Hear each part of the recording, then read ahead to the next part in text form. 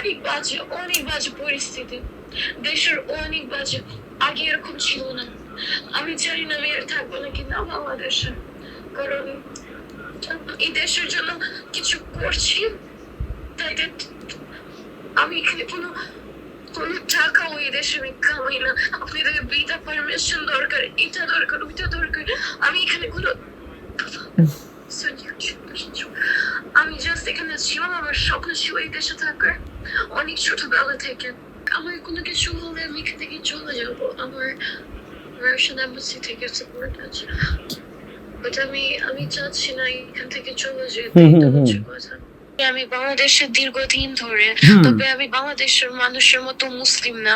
কেন বাংলাদেশে কি মুসলিম ছাড়া থাকা যাবে না? আমার মেয়েদের যদি মেয়েরা মুসলিম না থাকে, পর্দা না করে, মেয়েরা থাকতে পারবে না এই দেশে?